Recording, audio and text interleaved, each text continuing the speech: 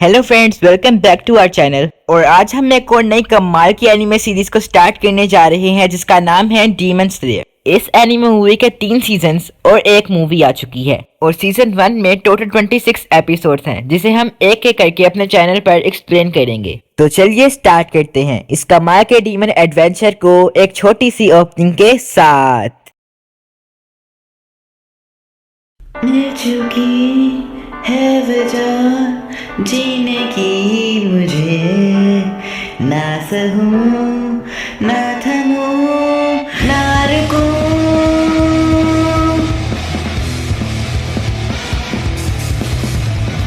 सोचा था ना मैंने आ गिरूंगा तो फिर यहाँ पे, ना जाना कैसे मेरे हाथों से फिसलते।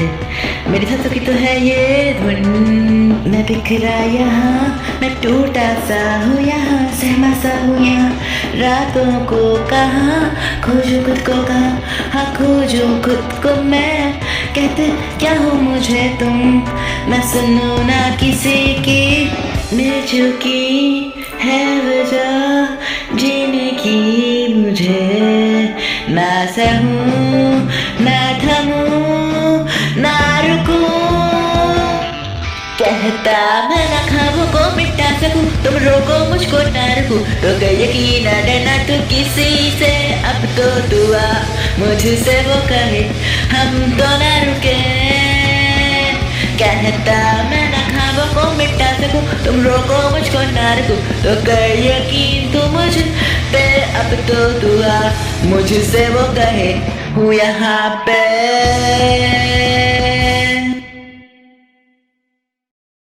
कहानी की शुरुआत कई साल पहले जापान में होती है और हम देखते हैं तांजीरो नाम के एक लड़के को जो कि काफी परेशान है क्योंकि उसकी बहन बेहोश और जख्मी है। तांजीरो अपनी बहन नेजुको को अपनी पीठ पर उठाकर ले जा रहा होता है और वो ये समझ नहीं पा रहा था कि आखिर ये सब कुछ हुआ कैसे। फिर तांजीरो अपनी बहन को कहता है कि नेजुको मरना मत, चाहे कुछ भी हो जाए मैं तुम्हें बचाऊंगा। फिर हमें एक दिन पहले का फ्लैशबैक दिखाया जाता है जहाँ पर तांजीरो चारकोल बेचने के लिए जाने वाला होता है। तभी उसकी मोम आती है और तांजीरो के चेहरे पर जो धूल लगी थी उसे कपड़े से साफ करती हैं। फिर तांजीरो की मोम उससे कहती हैं कि इतनी बर्फ में तुम्हारा जाना खतरनाक भी हो सकता है। लेकिन तांजीरो कहता है कि मैं चाहता हूँ कि न्यू ईयर के दिन सब पेट भर कर खाना खाएं। ये सुनकर तांजीरो की मोम खुश हो जाती हैं और तांजीरो को थैंक्स बोलती हैं। फिर शिगेरू और हनाको जो कि तांजीरो के छोटे बहन भाई हैं वो भी उसके साथ चलने की जिद करते हैं। तभी उनकी मोम उन दोनों को मना कर देती हैं और कहती हैं कि तुम दोनों तांजीरो जितना तेज नहीं चल सकते और आते वक्त तो तुम दोनों को उठाकर नहीं ला सकता। शिगेरू कार्ड के बारे में बोलता है पर मोम बोलती हैं कि तांजीरो आज कार्ड यूज नहीं करेगा। उसके बाद हनाको दोबारा तांजीरो के साथ चलने को बोलती है और कहती है कि मैं भी काम करने में तुम्हारी मदद करूंगी। ये सुनकर तांजीरो कहता है कि शुक्रिया, लेकिन आज तुम्हें घर पर रहना होगा। फिर तांजीरो शिगेरू से कहता है कि जब वो वापस आएगा तो उसके लिए गिफ्ट्स लेकर आएगा। ये सुनकर शिगेरू खुश हो जाता है। फिर तांजीरो टैग्यू जो कि तांजीरो का एक और छोटा भाई है उससे कहता है कि जितनी लकड़ी हो सके काट लेना। टैग्यू कहता है कि अगर साथ में लकड़ी काट सकते तो काम जल्दी हो जाता। ये सुनकर तांजीरो उसके सर पर हाथ रखता है। फिर सभी खुशी खुशी तांजीरो को अलविदा करते हैं। रास्ते में तांजीरो नेजुको से मिलता है जो कि तांजीरो की छोटी बहन है। नेजुको तांजीरो से कहती है कि मेरी रोकुटा को सुला दिया है, अगर ये जगह हुआ होता तो तुम्हारे जाने से बहुत ज्यादा रोता। फिर नेजुको आगे कहती है कि गेट के गुजर जाने के बाद ये उन्हें बहुत मिस करता है। थोड़ी बात करने के बाद नेजुको तांजीरो को बाय करती है। फिर तांजीरो चलता हुआ कहता है कि हमारी लाइफ इजी नहीं है लेकिन हम खुश हैं और जिंदगी मौसम की तरह बदल भी सकती है। ये बदलती है और आगे भी बढ़ती है। ऐसा नहीं है कि हमेशा धूप रहेगी और ऐसा भी नहीं है कि हमेशा बर्फ रहेगी। जब भी खुशियाँ तबाह होती हैं वहाँ हमेशा खून की स्मेल जरूर होती है। उसके बाद तांजीरो गाँव में पहुँचता है तो एक आंटी तांजीरो को देखते ही कहती है मुझे नहीं लगा था कि तुम इतनी ठंड में यहाँ पर आओगे। फिर तांजीरो उन आंटी से पूछता है कि क्या आपके पास चारकोल है। उसके बाद हम देखते हैं कि एक आदमी दुकान से बाहर आता है और तांजीरो से कहता है कि मेरी मदद करो, मुझ पर ये प्लेट तोड़ने का आरोप है, इसको सूंघ कर बताओ। तांजीरो उसको सूंघता है और कहता है कि ये काम किसी बिल्ली का है। इससे हमें पता चलता है कि तांजीरो की सूंघने की शक्ति बहुत ज्यादा तेज है। उसके बाद एक ओल्ड मैन तांजीरो से हेल्प मांगता है सामान उठाने के लिए। तांजीरो असल में एक बहुत अच्छा लड़का है और कभी किसी की मदद के लिए मना नहीं करता। देखते ही देखते रात हो जाती है और तांजीरो घर के लिए वापस जा रहा था। वो काफी लेट हो गया था, लेकिन तांजीरो इस बात से खुश था कि उसने सारे चारकोल बेच दिए। थोड़ी दूर जाकर रास्ते में एक ओल्ड मैन तांजीरो को रोक लेते हैं और कहते हैं कि मेरे घर में रुक जाओ। लेकिन तांजीरो मना कर देता है। लेकिन वो ओल्ड मैन गुस्से में बोलते हैं, बहस मत करो, रात के समय डीमंस हमला कर सकते हैं। अब क्योंकि तांजीरो माउंटेन पर रहता है और रास्ता भी काफी लंबा था और क्योंकि अंधेरा भी हो चुका था, इसलिए तांजीरो मान जाता है। तांजीरो डिनर करने के बाद ओल्ड मैन से पूछता है, ये डीमन कैसे होते हैं? ये सुनकर वो ओल्ड मैन कहता है कि डीमन अंधेरे में जमीन खोद कर हमला करते हैं, इसीलिए तुम्हें भी रात में घूमना नहीं चाहिए। आज यहीं पर सो जाओ और कल सुबह चले जाना। फिर तांजीरो पूछता है कि क्या डीमन आपके घर में भी आ सकते हैं? ओल्ड मैन कहता है कि हाँ।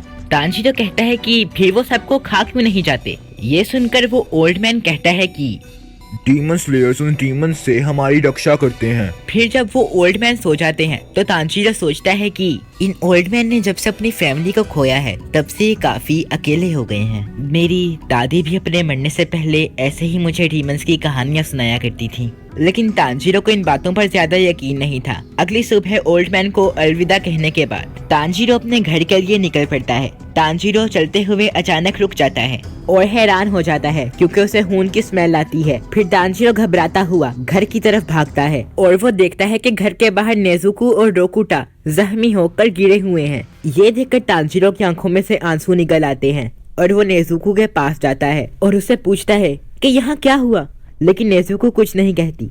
इसके बाद तांजीरो घर के अंदर का सीन देखता है। उसके पसीने छूट जाते हैं क्योंकि सामने उसकी मॉम और बाकी भाइयों और बहनों की लाशें पड़ी हुई थी।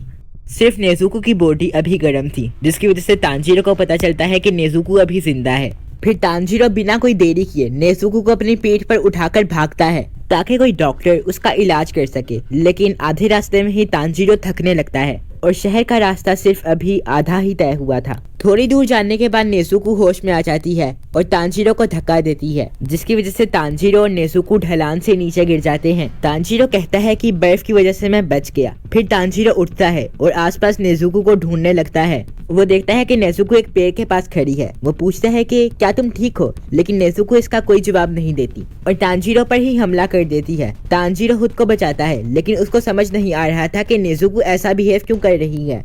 फिर तांजीरो नेजुको का फेस देखता है। नेजुको का फेस एक डीमन जैसा हो गया था। धीरे धीरे नेजुको की ताकत बढ़ने लगती है और वो साइज में भी बड़ी हो रही थी। अब तांजीरो गिल्टी फील करता है और सोचता है कि अगर वो उस ओल्ड मैन के घर ना सोया होता तो वो अपनी फैमिली को बचा सकता था। और तांजीरो ये कहता है कि भले ही मैं बाकी लोगों को नहीं बचा पाया, लेकिन कम से कम मैं तुम्हें जरूर बचाऊंगा।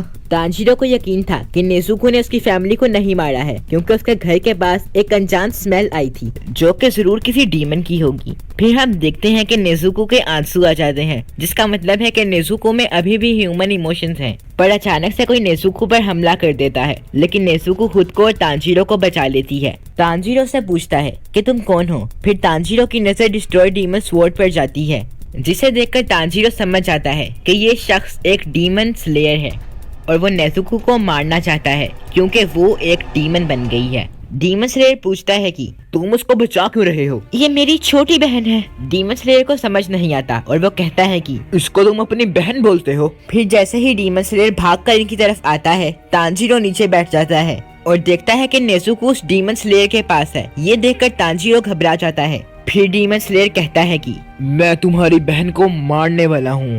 लेकिन तांजीरो डीमन स्लेयर को समझाते हुए कहता है, लेकिन नेजुको ने किसी को नहीं मारा। मेरी फैमिली पर डीमन का हमला हुआ था और नेजुको ऐसे कैसे हो गई मुझे बिल्कुल नहीं पता। डीमन स्लेयर कहता है कि इसके जहर में डीमन का खून मिल गया है, इसलिए ये भी एक डीमन बन गई है और इसी तरह डीमंस बढ़ते हैं। तांजीरो कहता है कि लेकिन नेजुको किसी इंसान को नहीं खा सकती। डीमन स्लेयर कहता है तुम मजाक कर रहे हो, अभी ये तुम्हें खाने वाली थी। तांजीरो कहता है कि तुम गलत हो, वो अभी भी मुझे जानती है और मैं उसे किसी को चोट पहुंचाने नहीं दूंगा। मैं वापस नेजुको को पहले जैसा कर दूंगा। डीमन स्लेयर कहता है कि एक बार कोई डीमन बन गया तो वो वापस इंसान नहीं बन सकता। तांजीरो कहता है कि मैं इलाज ढूंढ लूंगा और जिसने मेरी फैमिली को मारा है मैं उसका शिकार करके सब ठीक कर दूंगा। डीमन स्लेयर अपनी तलवार उठाता है तो तांजीरो डर जाता है क्योंकि अब नेजुको ही उसकी इकलौती फैमिली है और वो उसे भी खोना नहीं चाहता। इसलिए तांजीरो रोता हुआ डीमन स्लेयर के आगे रहम की भीख मांगता है। और वो नेजुको को छोड़ने का बोलता है। ये सुनकर डीमन स्लेयर गुस्से में बोलता है, अगर भीख में इतनी ताकत होती तो आज तुम्हारी फैमिली जिंदा होती। कमजोर लोगों की किस्मत में होता है ताकतवरों के हाथों मरना। अगर तुम अपनी बहन को बचाना चाहते थे तो क्यों तुमने अपनी कुल्हाड़ी से मुझ पर हमला नहीं किया, क्यों मुझे पीठ दिखाई? इसी वजह से आज तुम्हारी बहन पकड़ी गई। लेकिन ये सब बातें डीमन स्लेयर तांजीरो को नीचा दिखाने के लिए नहीं, बल्कि इसलिए कहता है ताकि तांजीरो स्ट्रॉन्ग बने। और डीमन स्लेयर असल में अंदर से दुखी था क्योंकि वो तांजीरो की फैमिली को नहीं बचा पाया। और तांजीरो अभी कितना दुखी है ये डीमन स्लेयर समझ पा रहा था। और जैसे ही डीमन स्लेयर नेजुको को मारने वाला होता है, तांजीरो डीमन स्लेयर पर पत्थर से हमला करता है। और जब बर्फीली हवा चलती है तो तांजीरो चुपके से डीमन स्लेयर पर पत्थर फेंकता है, लेकिन वो उससे बच जाता है और डीमन स्लेयर तांजीरो के सिर पर मारकर उसे बेहोश कर देता है। तभी डीमन स्लेयर सोचता है कि उसकी कुल्हाड़ी कहाँ गई, और तभी वो कुल्हाड़ी ऊपर से उसकी तरफ आती है, लेकिन वो उससे भी बच जाता है। डीमन स्लेयर समझ आता है कि उस पर पत्थर फेंकना सिर्फ एक नाटक था। इसके बाद नेजुको अपने भाई को बेहोश देख गुस्सा हो जाती है और खुद को डीमन स्लेयर से बचाकर अपने भाई के पास जाती है।